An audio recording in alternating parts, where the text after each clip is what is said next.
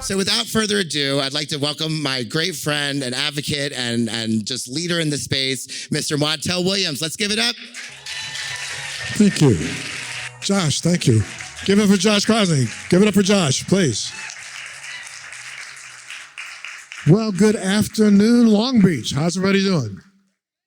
Good. You know what? I think it was, we just had lunch, right? Everybody stand up where you are for a second. Stand up.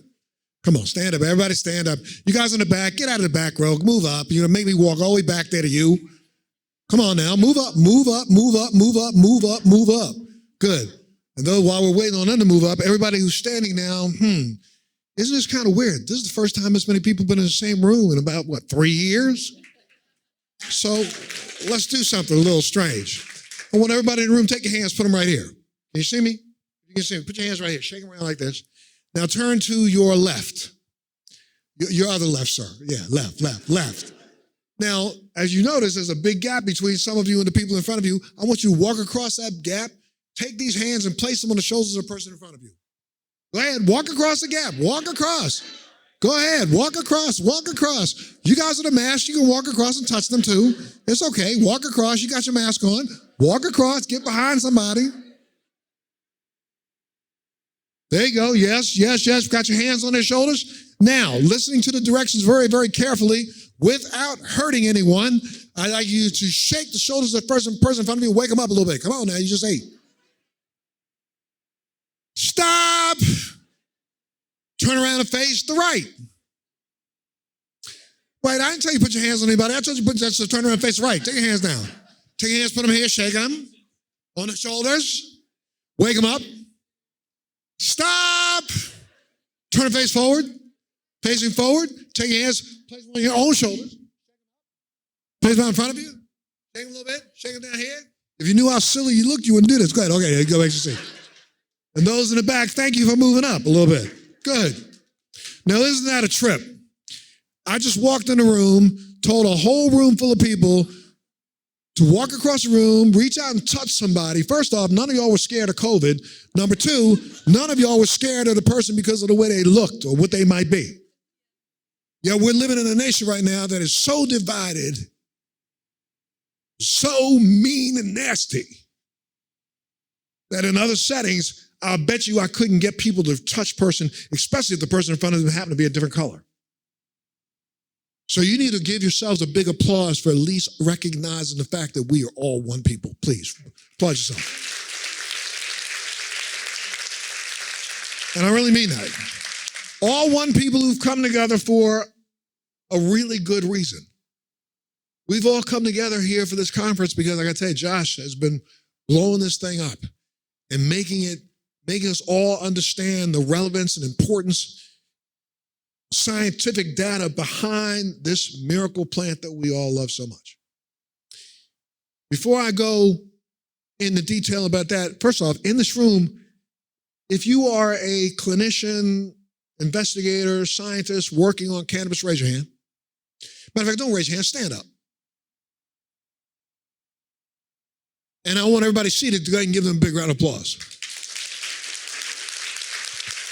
And for all of you who are working on cannabis as a clinician, what are you working on, sir?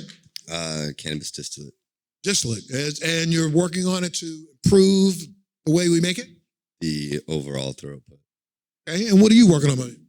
I am a healthcare professional that is working on a platform to become the WebMD of cannabis for the public, to educate the public and educate healthcare professionals. There we go. And let's come over here because I know who you are. This is Tracey Ryan. Guys, give her a big round of applause. Tracey has been leading, I appreciate what Josh said, that I have been, an advocate for cannabis long before this was vogue. Let's get this straight. 22 years ago, when I stepped out and said, I'm using, a lot of people ran to the door. I didn't get a lot of backing. I didn't get support like this. And now all of a sudden, in some cases, because so many people are looking at this as an opportunity to make so much money, now we got people who've jumped aboard the bandwagon, but there are people out there like this lady who walks the walk, talks the talk, in it. If you don't know who Tracey is, Tracey, real quick, tell them who you are, dog. I'm Tracey Ryan, the former founder of Cannakids, mother to Sophie Ryan, and the new co-founder and chief communications officer of Incor Biotherapeutics. Hey, let me just say something. She, along with this lady here, Dr. Jewett. Dr. Jewett. Hi. Tell them who you are. I'm professor and director of tumor immunology laboratory at UCLA. Who you're at a cannabis conference. She's going to give a talk later on today. You got to make sure you go there at 4 o'clock to hear this, because I know, like me, a lot of you must be as sick as I am every time you hear another politician on TV say, well, if they just did some more research, I would support this if there was more research. The lies out of those faces, knowing that we have been funding research for cannabis for now 70 years. How much more research do we need? However, this doctor, along with Tracey, and because utilizing her daughter as basically a guinea pig, I'm gonna say it that way, has figured out something that, I don't know, like we're at a science conference, so let me break a little science down to you. February of this year, out of Australia, doctors have now realized that certain combinations of CBD and THC have an effect on the replication of cancer cells, some of the most virulent cancer cells on the planet. I'm talking about pancreatic cancer. But this woman has been working on a real deal. Tell them a little bit. Can you just give them a little nutshell? Make sure they just tease them, because you want them to be there at 4 o'clock. Yes. So we're looking at NK cells and how cannabis is affecting the NK cells. And what are NK cells? Natural killer cells. So these are the most important cells that fights cancer, basically. And I'm going to talk a little bit about that. And also, what we discovered was that these compounds are actually targeting cancer stem cells, which is very important, which is basically what NK cells do, target these aggressive cancers. And in addition to that, we found that cannabis also increases the function of NKs, which is amazing to me. I mean, I'm going to give you a hand for this, but just think about this for a second. You know, we supposedly, put a system into place that we could discover a vaccine for a virus in rocket. What do they call it? They call it light speed or whatever the name of the daggone thing was. Where now we already knew before. Here's something I'm going to let the doctor answer this. Is it not a fact that now there are doctors in various places around the world who have now discovered unequivocally that CBDA and CBGA, both bind to the spike protein of the COVID virus and can stop its proliferation and can actually control the cytokine storm that happens when you're infected. Is that the truth? That's correct. So why are we not implementing some rocket pace to come up with a cure for COVID made of cannabis, which could be done? That's exactly what we're planning on doing. That's exactly what we're planning on doing, but why do we have to wait? And I'm sorry, I'm going to ask someone, what are you working on, sir? I'm the editor-in-chief of Edibles Magazine, and so we're investigating everything, but now we're working with both the VA and the American Legion to do medicinal-grade cannabis for veterans suffering from PTSD. Thank you so much, and that's a project that's very near to my heart. I'm working on the same thing right now. And what are you working on, sir? So we build analytical technologies and platforms for new ways of analyzing cannabis, but we also support clinical trials for things like depression, PTSD, those types of things. So if I can get to you, I can applaud all of you for all the hard work that you guys are doing. Please. Thank you so much. Thank you. Go ahead and sit down. So, Cannabis Science Conference. This is all about trying to make people understand that this isn't just hype when we talk about the effectiveness of this plant. This is the truth. But you have to stop and ask yourself, why? Why is the truth being fought so much? We recognize that in the last 15 years in America, all of a sudden, science is a bad word. All of a sudden, truth is a bad word. Whereas before that, it wasn't. But now it's only the truth that you tell is the truth rather than the real truth. And I'm trying to figure out, why do we accept this? Now, all the others who didn't stand up when I said, are you doing research? Are you just kind of curious people? Or are you people who were just in the business? Who are you? Who are some of you people that didn't stand up? Who are you? Dr. B.J. Sederi, the second physician in the state of Ohio to recommend cannabis under the Ohio House Bill. Excellent. I did some lobbying in Ohio, so good. And yes, ma'am, what do you do? Stand up, I'm coming to you. There I am. Yes, ma'am. My name's Lorraine, and I walked out of big pharma and my job in pharmacy to come join the cannabis revolution. There you go. It's a smart move. But I will tell you something, I'm glad you gave them up because that's part of the problem that we have right now still today. Not just with cannabis, that's part of the problem you have as a nation.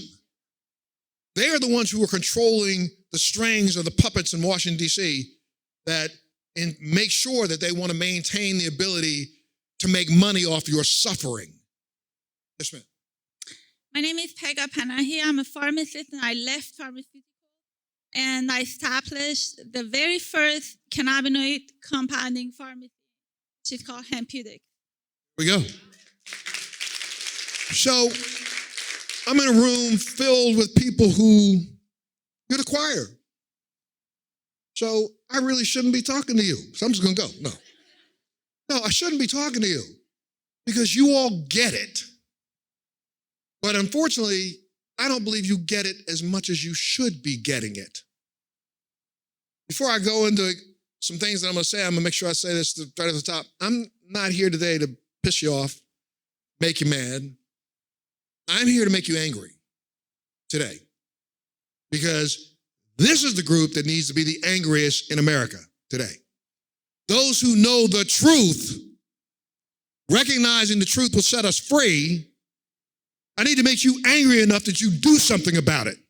And I'm not talking about you do something about it because you do lab research. I'm not talking about it because you run a magazine. I'm talking about you do something by connecting with a neighbor, someone who doesn't believe in cannabis. This industry has done itself, let me tell you something, 20 years, it's been 20 years since I held a press conference saying, I don't care what you think of me. I'm one of those people that you look down upon who uses cannabis. Why? Let me go back and tell you a little bit about me. First off, really got to go back really early, and part of the reason why is because I think that's part of the reason why I even have the affliction that I have today. I was born in 1950. Yeah, back then. In a very small little enclave in Baltimore City called Cherry Hill, which was the biggest ghetto in Baltimore. One of the biggest ghettos on the East Coast of the United States. I lived the first 5 years of my life with two parents who were just unbelievable, beautiful people. Lost them both this last year. They worked really hard to make us think that we were normal, even though we were as poor as we were. I grew up 1.5 blocks from the city dump and one of the first hazardous waste cleanup sites in America, which was then Bethlehem Steel. And they had just dumped waste material in this dump that was about 1.5 blocks from my house. And I remember as a child, 3, 4 years old, being forced by the older kids to run along the edges of the trash to see if I could scare the rats out so some of the older kids could shoot them with BB guns. I wonder why now I have a neurological disease. Got one very early on because I was playing in such hazardous waste as a child. But I don't know. Associated, I don't know. But nobody cares. That same community lives there right now. They dug up that hazardous waste dump, put a swimming pool in it, and had the nerve to say they were doing something for poor people. I'll see what happens 10 years from now when they finally realize that they've been letting kids swim in a pool that's just as vile as the dump that was there before the pool was placed there. But my family, my parents worked again really, really hard. I had two parents. Both of them worked a minimum of 3 jobs when I was growing up. And my father was a carpenter. He was a fireman. He was a musician. He used to do night gigs, day gigs all the time that he saved up enough money to move us out of Cherry Hill to a small enclave very close to Baltimore that was called Glen Burnie, and a small black community in Glen Burnie that I was raised in. And then from the first grade on, I was literally bused to school throughout my entire 12 years of schooling. And bused from our little black community to integrate the schools that were nearby. And I can remember as a child, pulling up and there were people standing there screaming with picket signs and things. I had no idea what they were, but recognized that they didn't like me. I shouldn't have been going to their school. And that's how I grew up. And during that whole period of time, I was constantly reminded that something was different about me. Didn't know exactly what it was, but I guess there was something that was really, really different. But rather than look at that as an impediment, I looked at that as something that motivated me. And literally, I did extremely well during school. I don't think I saw a grade below an A before the 9th grade. And those grades that I did see below that, they were for other reasons other than academics. It was just certain teachers didn't like the fact that I was even in the classroom. I went on to become the president of my class 2 years in a row, junior year, senior year.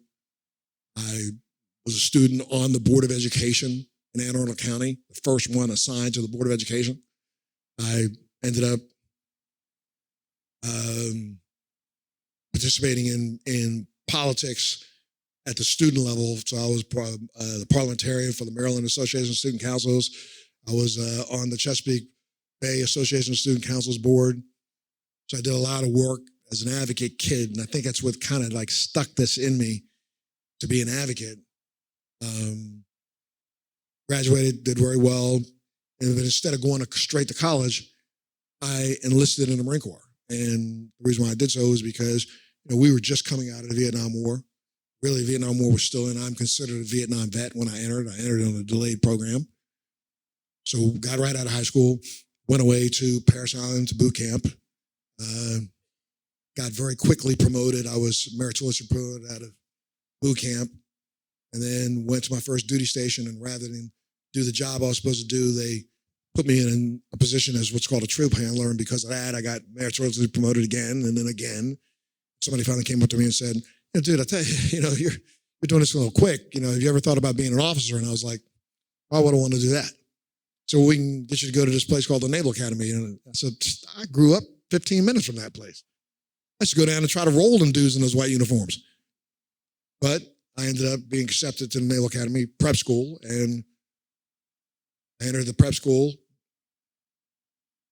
with 40 other Marines. Only 20 of us graduated.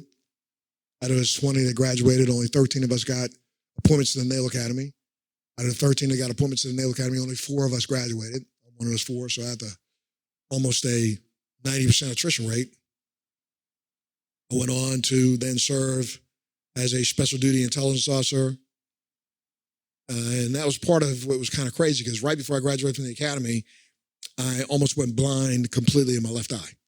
This was right after we had just been given our pre-commissioning immunizations, and my body reacted to them. And it probably wasn't a causal effect, but because of the sometimes immune response to certain immunizations, my body responded, and I probably would have had MS anyway. However, it was probably what helped to trigger the first bout.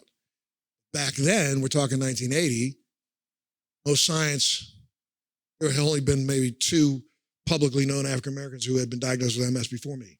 One, Richard Pryor, that was, they thought, because of his crack use. The other was Lola Falana. But what they ended up finding out is the fact that because I am of biracial descent, my mother was half Scottish. She carried the gene that probably was the Viking disease that ended up giving me the MS. But the military didn't figure that out. So I graduated from the academy and literally got put on a medical hold because they couldn't understand what was wrong with me. Finally, my vision came back. Marine Corps wouldn't take me back because you have to have correctable vision to 20/20 to be in the Marine Corps. So I ended up having to go into the Navy as a special duty intelligence officer. Immediately went off to the Defense Language Institute here in Monterey, California, got a degree in Russian, and fought what back then was our enemy. Little did I know that the same people who were trying to kill me, all of a sudden we were going to buddy up to.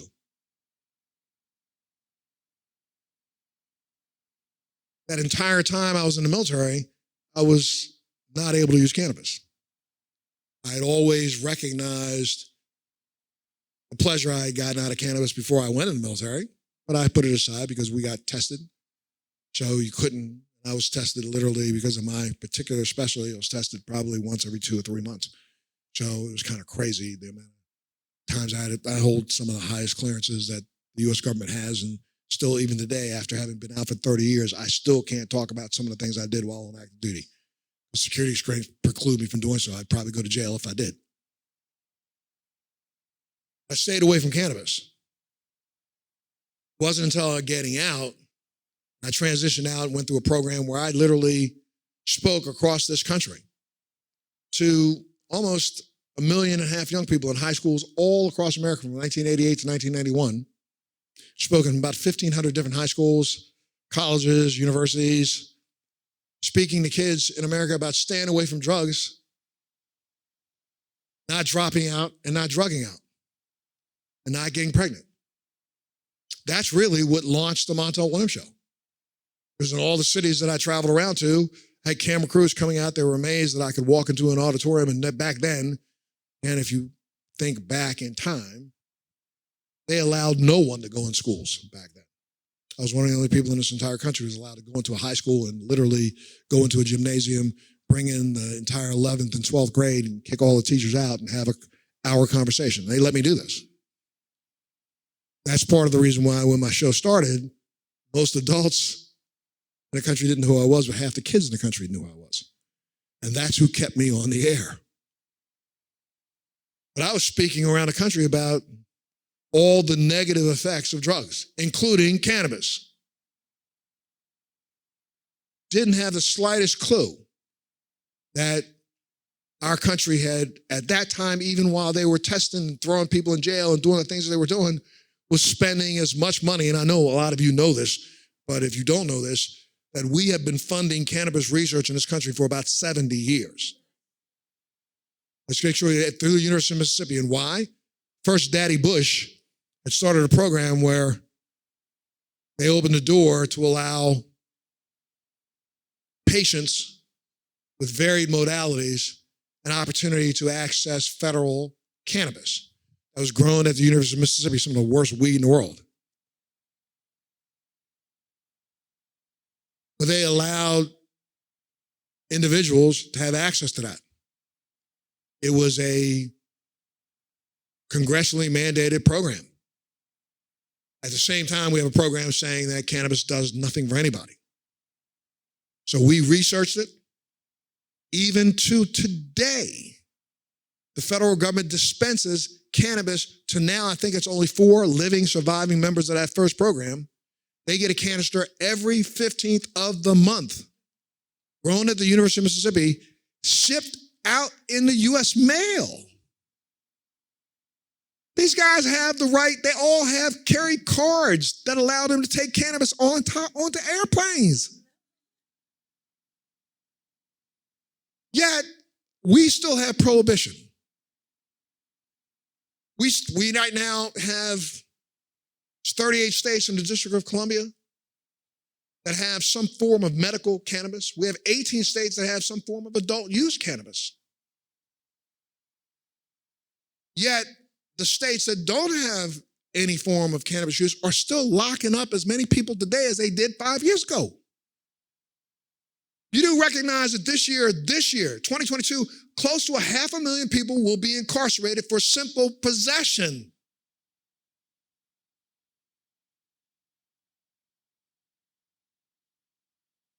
Yet, and I don't say this as an aspersion, but I say this to you to make you stop and think, yet we sit in this room and have the audacity to think that we're getting somewhere.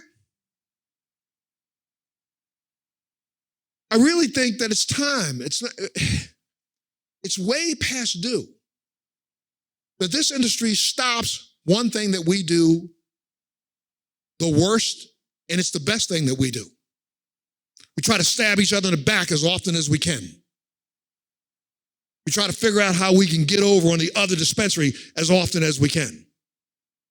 We try to put down the other cultivator as often as we can. We try to talk shit about us. And don't even think for 1 second that the old phrase, a rising tide lifts all boats, is true? When is this industry going to come together? And it better be soon. Because let me just remind you of something. Maybe some of you don't know this. The federal government has owned a patent on cannabis since 2003. Gave themselves a patent on CBD. Patent number 6603507. 6630507B. That patent unequivocally states all of the attributes that they believe that cannabis can do, the CBD by itself. This was issued in 2003. And since then, up until 2015, 650,000 people a year went to jail over something our government claimed was efficacious and works. But at the same time, out of the side of the mouth, if you see these politicians on the news tonight, well, as sure as they do more research, there's been 35,000 peer-reviewed, published research documents in the last 10 years on cannabis. 3,500 in the last year. There's more research that has been done and filed and peer-reviewed, published on cannabis than any other drug in America. In the world. More than a drug that probably every single one of you have in your medicine cabinet, and if one of your children found it today, took a half a bottle of it, they'd be laying on your kitchen floor dead by the time you get home, called aspirin. We live at a time when I just literally relaunched my brand of THC products in Massachusetts and went to 10 different dispensaries to promote, visit, talk to patients and see if I can give them some education about why cannabis works. And I was really completely dumbfounded to see the draconian laws that we still have in place for licensed facilities. I was blown away. I mean, here's my product. It had to be behind a case in another case. And then when they sold it, they had to put it into a white bag, staple it 3 times, look at the person's ID. The person had to walk directly to their car if they were seen stopped, open up the bag on the way to the car. The cops could arrest you. This is 2022. I'm talking 3 weeks ago. And we accept this as an industry that's we claim to be trying to be patient-centric, trying to be civil right, personal rights sensitive. We accept this? Like I said earlier, the one thing we do really good is fight with each other. So before I even finish on, if you don't know the person sitting to the right or the left of you or behind you, right now, take a second, introduce yourself, say hello. Tell them what you do.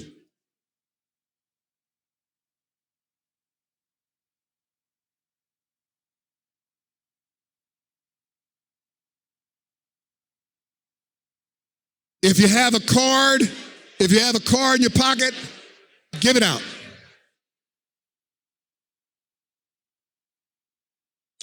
All right.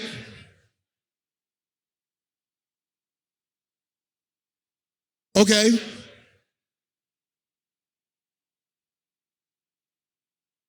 Come back to me for a second.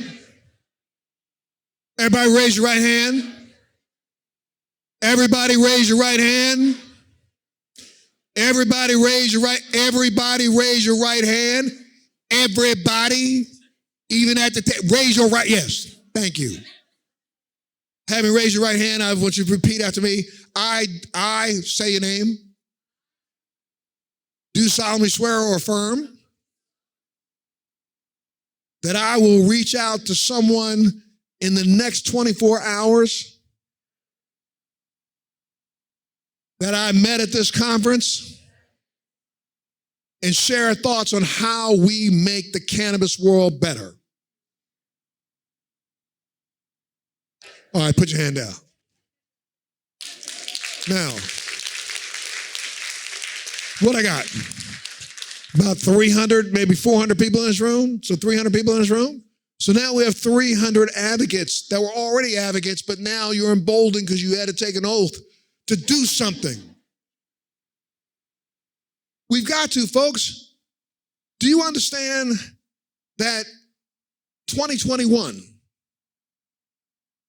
legal cannabis in America sold $25 billion worth of product? Let me put that into perspective. Milk sold at every grocery store in America didn't sell more than $16 billion worth of product. All the energy drinks combined sold $23 billion worth of products. I'm talking about only the legal sales of cannabis, $26 billion. It's estimated that the real sales of cannabis in the gray and black market is 3 times that, $75 billion. Think about it. 2021 alone. There is not another industry in this country that created more jobs than the cannabis industry. 2021, 107,000 jobs created by the cannabis industry. That's close to 280 jobs a day. And this year, New Jersey, New York coming on, possibly Delaware, possibly Pennsylvania expanding. We might look to doubling those numbers again.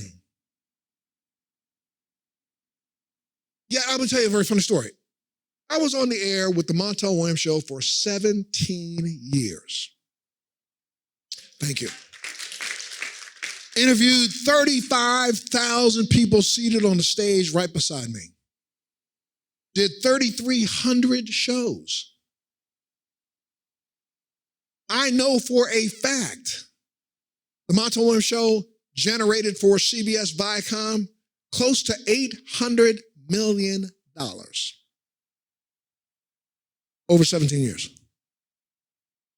Do you know I have really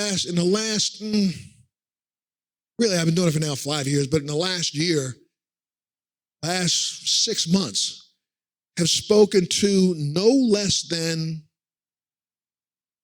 20 production companies in Hollywood, California, trying to convince them that we need to right now put a show on the air around cannabis. A show on the air that's not Martha Stewart and Snoop Dogg. Not a show about a bunch of people sitting around eating and trying to get as high and stoned as they can and laughing about stupid jokes. But a show that educated and a show that gave people legitimate information to help them make positive decisions for their family and themselves when it comes to cannabis use. And do you know I've gotten a flat out no from every single broadcast organization that I've talked to. No, we can't. We don't want to do anything about cannabis. I mean, could you get a group of guys together to smoke together? Laugh about that? Laugh? Because even those in Hollywood who are smokers, who are users, aren't even convinced enough to respect what they use to give us an opportunity to educate. And I'm so sorry. That is along with the number 2 problem I think this industry has. We spend too much time, and Josh, I don't mean this about you, because I think this conference is probably the only really legitimate conference that I've attended where we talk about truth. All the rest of them are conferences where they're nothing more than B2B opportunities for you to talk to the other person about business and try to figure out how to buy something. When are we going to start getting patients back into the question? And let's make sure we understand, when I say patients, I'm not talking about this just because I'm a staunch medical cannabis believer, but I'm a believer that anybody who gravitates to cannabis is a medical user. I don't care if you think you're a recreational user or not. If you came to cannabis because you came home and wanted to relax after your job, that's medical. If you came to cannabis because you want to sleep better at night, that's medical. If you want to lessen your stress, that's medical. So I don't believe in this recreational use bullshit, excuse my mouth. I don't believe in it at all. I believe it, every bit of it is medical. And since every bit of it is medical, why don't we in this industry start proving that we care? And we're not like the pharmaceutical industry. It just wants to gouge and make money off of our sickness. The second we start proving this to those other than us in the industry, the whole conversation changes. But right now, while we're so greedy trying to make sure that we can make money just for ourselves, the whole industry suffers. Because until, and I'm sorry, I'm not saying this, I'm not trying to be a political person, but we do have to take a hard look at the way politics do shake out when it comes to cannabis. You do recognize that the Fair Banking Act has passed 6 times. Most of the time, 220 to 207 or 221 to 203, Democrat and Republican. It's passed in the House, but the Senate won't even include it in the bill. When asked the question right now, 6 out of 10 respondents all favor cannabis legislative changes in America. 6 out of 10. This has been the highest it's ever been. I know you've heard numbers of 7 and 10. Well, it's as high as 80 to 90% among Democrats, as high as only 46% among Republicans. I'm just saying, vote your will. These are the people that you like, you go ahead and do your thing. But understand that they don't like you in this industry. And believe me, it has nothing to do with not liking the industry. It won't be until, Uday and Kusei get their opportunity to get their hands on this. Former president's sons. Once a couple of these Republicans, you already noticed that Boehner got out of Congress, jumped right into it. Oh, Mitch McConnell, who fights back against cannabis every step of the way, made sure that the Farm Bill passed so that his state of Kentucky could grow as much weed as they wanted, right? Most people don't even understand that, contrary to popular belief, Northern California wasn't always the mecca of cannabis in America. Kentucky had always been. The cornbread mafia is the location of one of the biggest cannabis busts by the federal government of anyone in the entire country. So we're going to have to start recognizing that as a group and as an industry, even if Hollywood won't help us produce a show, I don't care whether it's me or anybody else, but we as an industry better come together and figure out how we take a piece of our sales and start educating the public and letting them know about these breakthroughs in science that are happening. Again, my mind was completely blown when I read the fact that they have proven this in multiple centers around the world that we could probably bring COVID to an end if we just got an isolate that was CBDG, CBDA, and CBGA, put those together, started giving those to people, it could almost have a prophylactic effect. We could probably all be sitting here 3 or 4 drops before we walked in the room, and there's no chance for us to get COVID. Yet everybody's talking this trash about the new wave coming. Hell with that. The American public needs to know this.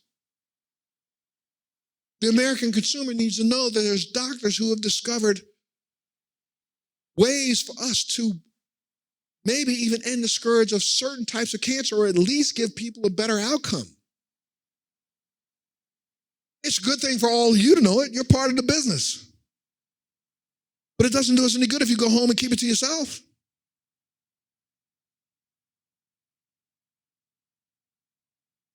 I've been doing this thing, and I don't say it this way to pat myself on the back, but I probably testified before at least 17 of the 38 states, legislatures that have passed cannabis laws. I've been vocal in states where I haven't even been invited into by the legislature. I've been vocal, been lobbying, been an advocate for. Sometimes I tell you, I do feel like, I'm out there by myself. Even though there are stores that are there in those states, those people aren't even out. And you say, well, the law restricts us from advertising. You don't have to advertise your product. Just tell the truth about the entire industry. The more people hear, the more people know, the more they will start to believe.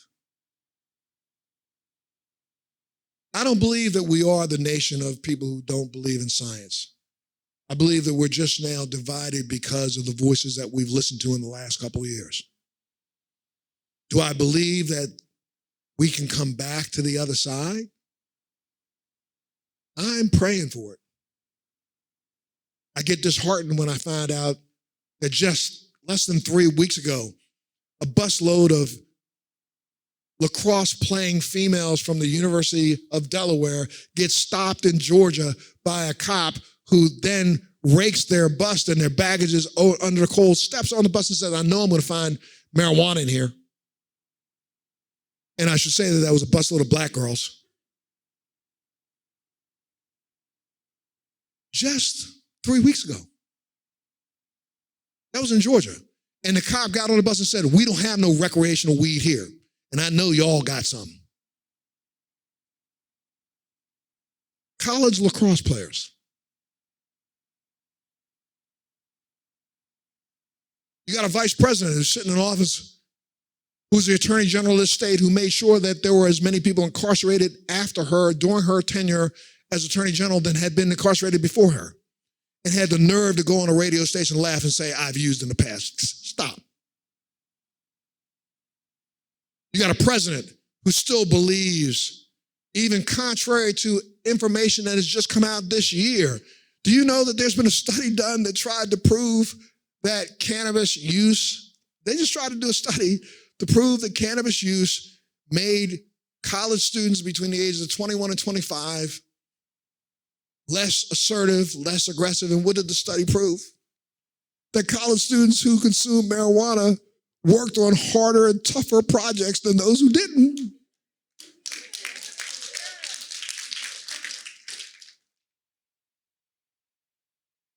But we still have governments across this country, legislatures across this country, mayors across this country, who want to fight the will of the people and not allow us this. I mean, come on. I hope that this industry learns something from the women that are in this room.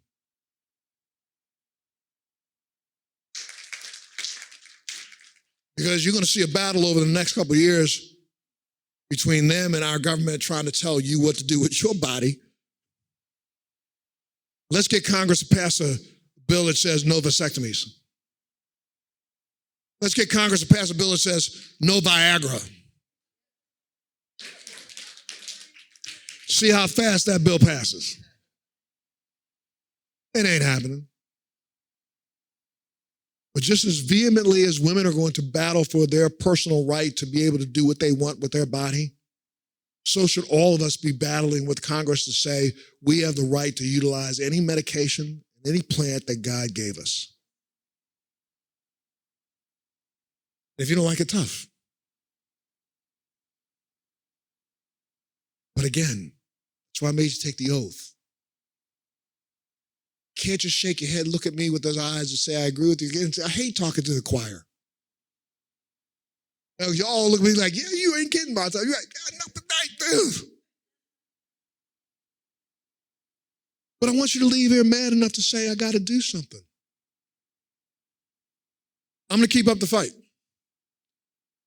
I have used I'm involved in so many different things. I've been involved in ensuring that we as a nation don't leave our soldiers, sailors, airmen, Coast Guard men, Marines, don't leave them imprisoned in prisons around the world. I'm working on 4 of them right now. I've already worked really hard to get 4 out of prison from some of the toughest prisons in the world. I'm working on a project right now that is one of the only certified cures for PTSD on the planet. It's a protocol. It's called RTM, certified by the ISTSS. It's the international governing body for psychological protocols that literally has remitted all PTSD symptoms in 9 out of 10 of the people who go through the protocol in as little as 5 hours without any medication. Now, you would think that this is something that all of us who keep saying, oh, thank you for your service, I support the troops, you would think that all those on the other side of the aisle would support this. Do you know, this is crazy. In the last 3 weeks, this organization that I'm working with was reached out to by both Poland and Ukraine. We have already trained 25 clinicians in Poland and Ukraine. We just raised enough money about a week ago to train now 150 other Polish and Ukrainian clinicians who will be working not only with combat veterans for PTSD, but all the forms of PTSD coming out of this war right now. And our VA won't even give us a meeting. We got 20 of our soldiers a day taking their lives.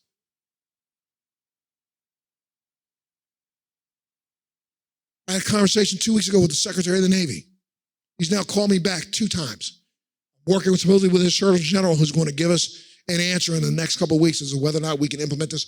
We are saving the lives of people in another country that hated us, and you won't even let me save the lives of our soldiers here. So I'm working on projects like that.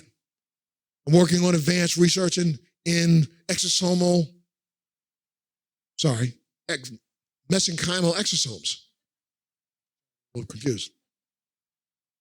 I'm working on projects right now to help our veteran community get their just due. So I'm a little busy trying to stay as focused on cannabis as I possibly can. My journey with cannabis has been up and down, just in case you don't know why it even started. It started from me, again, really almost 40 years ago, 41 years, 42 years ago. But the cannabis itself journey was 22 years ago when I got diagnosed with MS.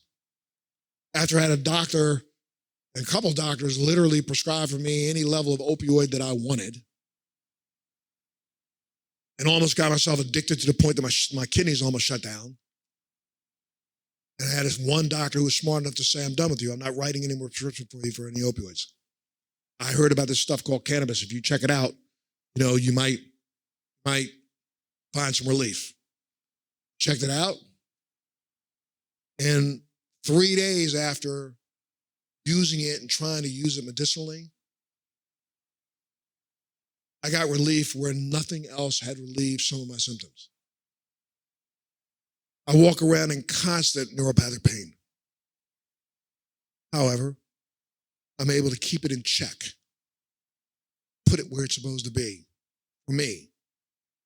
And I am absolutely 100% convinced it's the cannabis that does that.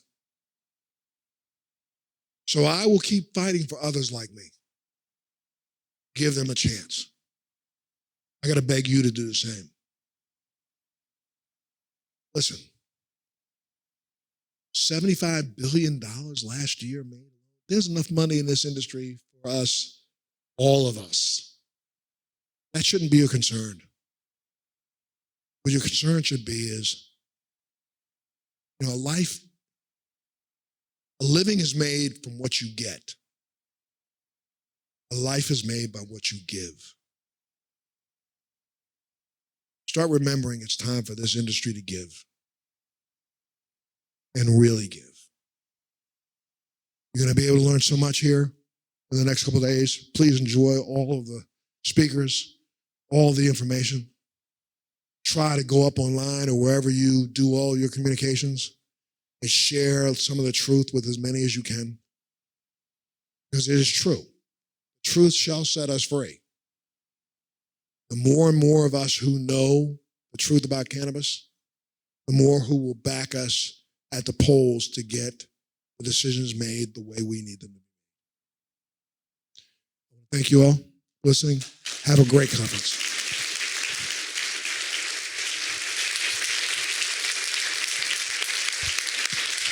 Thank you.